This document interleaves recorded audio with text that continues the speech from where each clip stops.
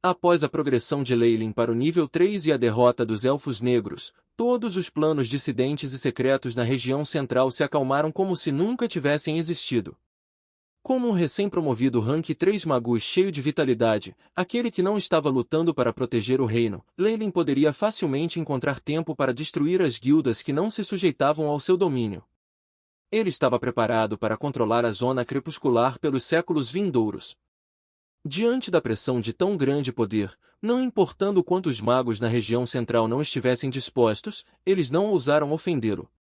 Neste momento, os poucos sobreviventes de outras guildas apareceram, diminuindo toda a conversa contra Leyline. Eram todos magos de elite de diferentes guildas, e alguns juízes de segunda linha também estavam entre eles. Eles se uniram para testemunhar que o que Leyline havia dito antes era verdade, que renunciou imediatamente a todas as dúvidas.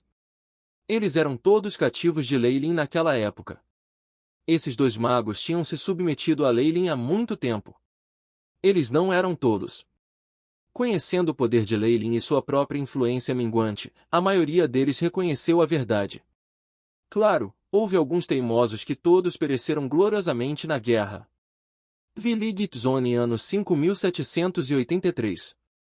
Ajudado por seu poder de nível 3 e a glória de derrotar os Elfos Negros, Leyline foi declarado guardião do reino sob o testemunho de muitos reis magos na região central.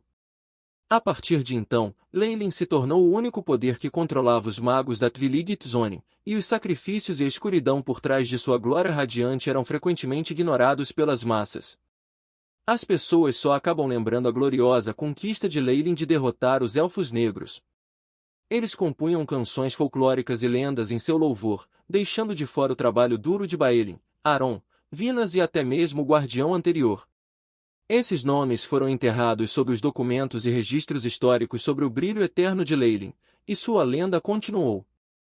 Depois de ter obtido o título de guardião do reino, a primeira ordem que Leyline passou foi destinada a fazer da Aliança da Natureza a força principal da Twiligit Zone. Ele reuniu grandes massas de magos para construir a Academia da Aliança da Natureza, no coração da região central. Embora Leyline não tenha planejado fazê-lo originalmente, o presente lhe teve força para implementar o sistema acadêmico, obtendo grandes recompensas no processo. Depois de estabelecer a Natures Alliance Academy, algumas corporações de larga escala que tiveram um bom relacionamento com a aliança fizeram um anúncio de alto nível. Eles se fundiriam com a Natures Alliance Academy para formar uma guilda formidável. Claro, tudo isso foi devido ao controle de Leyline em segundo plano. Depois disso, Leyline não precisou mais se preocupar.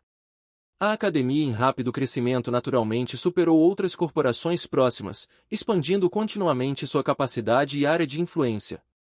Ficou claro para Leyline que o modelo da Costa Sul era mais justo e justo do que o sistema de guildas seguido pela Twiligit Zone. Eles também haviam abandonado a tradição de herança do mestre para o discípulo.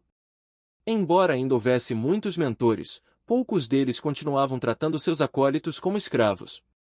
Além disso, quantos acólitos um mentor poderia assumir? Como eles poderiam comparar com as salas de aula de larga escala de uma academia? Muitas grandes guildas começaram a abandonar suas restrições limitadas das técnicas de meditação para combinar forças, já que definitivamente seria muito mais forte do que a força das guildas individuais. Este foi o sucesso do sistema. Foi também a melhoria de uma época, uma vez que se tornou uma tendência, não poderia ser parada. As guildas que foram deixadas para trás, a fim de não serem ofuscadas pelas academias, também tiveram que estabelecer institutos e matricular muitos acólitos para sobreviver.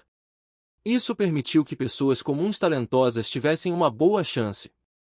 As academias mais livres e abertas também poderiam aceitar magia em Home.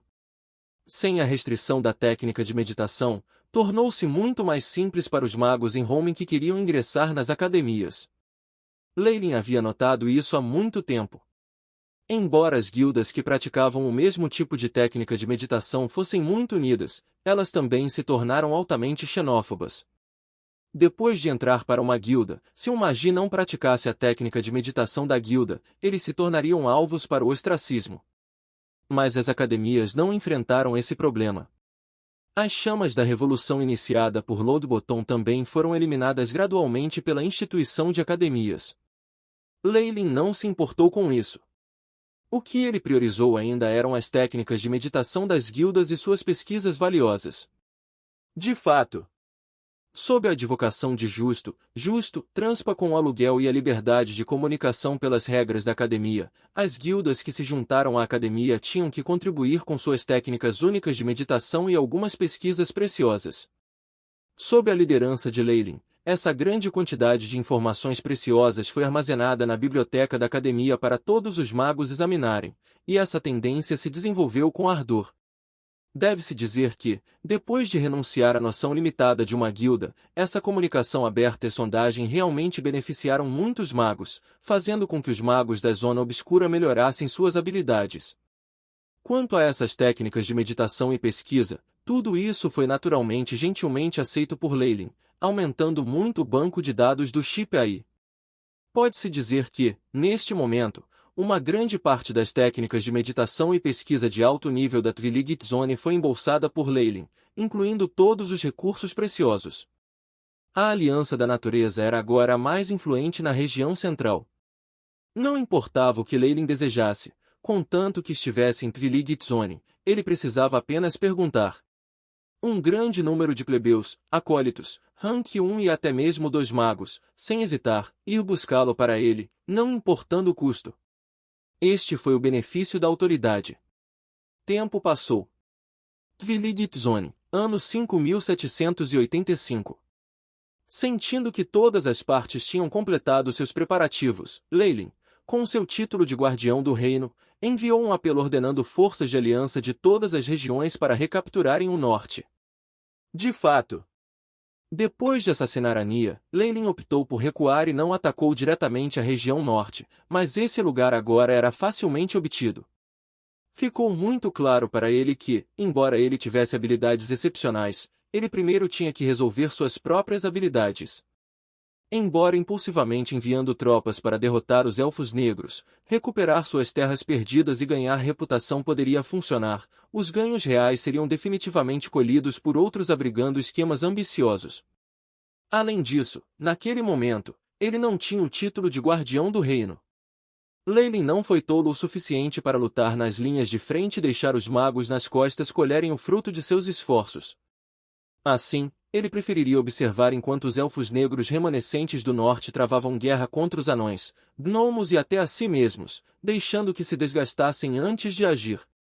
Mas agora a hora estava madura. Comparado ao apelo anterior, Leilin era agora o guardião do reino, o governante da Twiligit Zone. As ordens do maior líder do mundo do mago naturalmente carregavam mais peso. Uma vez que a ordem foi passada, não apenas todas as guildas da região central enviavam magos e soldados para formar uma aliança, até mesmo as regiões leste, sul e oeste enviavam grandes massas para ajudar. Algo que vale a pena mencionar é que Leilin só tinha controle real sobre duas regiões, o centro e o leste. Quanto ao ocidente e ao sul, suas atitudes em relação a Leilin como guardião do reino eram bastante ambíguas. Mas Leilin não se importou, depois de organizar o centro e o leste, depender da força das academias nessas duas regiões foi o suficiente para esmagar a outra parte. Ele se absteve de fazê-lo mais cedo porque seu tempo foi ocupado por uma reestruturação interna. Mas agora? As outras regiões também sentiram que as condições não eram favoráveis para elas e começaram a ceder. Afinal, enviar exércitos de acordo com o recurso era um ato de lealdade. Leilin acariciou seu queixo, os cantos de sua boca se curvaram em diversão. Zona norte do crepúsculo.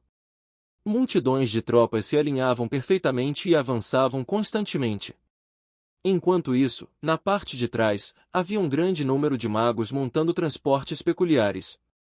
As tropas eram limpas e ordeiras, e unificadas pela mesma ordem, comparadas com o exército anterior organizado por Leilin, este parecia muito mais poderoso. Devido à passagem da Imperatriz dos Élficos Negros há 3 anos, a maioria dos Elfos Negros já havia se retirado do norte da Twiligit Zone. Apenas alguns dos membros mais teimosos de sua raça ficaram lutando junto com os anões e gnomos.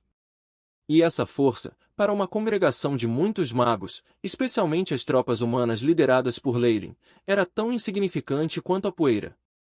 As tropas tinham uma força irresistível. Eles conquistaram lotes expansivos de terra malgastando energia e até mesmo empurraram para a cidade de Puti. Na entrada da cidade, a bandeira das vésperas escuras podia ser vista voando alto, em meio a uma densa poluição, dando uma sensação sinistra. Cidade de Poti. A linha original de defesa do norte, e também o lugar onde o protetor Yad morreu. Leyline olhou para os poucos elfos negros e zombou. Esta é uma cidade fronteiriça estratégica. Será que os elfos negros ainda sonham em dividir a terra conosco? Passar a ordem. Todas as tropas devem armar acampamento aqui. Atacaremos amanhã. Leyline passava casualmente a ordem para os homens da esquerda e da direita e passavam a mensagem camada por camada. A tropa inteira parou e encontrou espaços adequados para acampar campos. No momento, os magos e soldados normais estavam ocupados, mas não estavam em desordem, mostrando o bom controle que Leyline tinha sobre seu exército.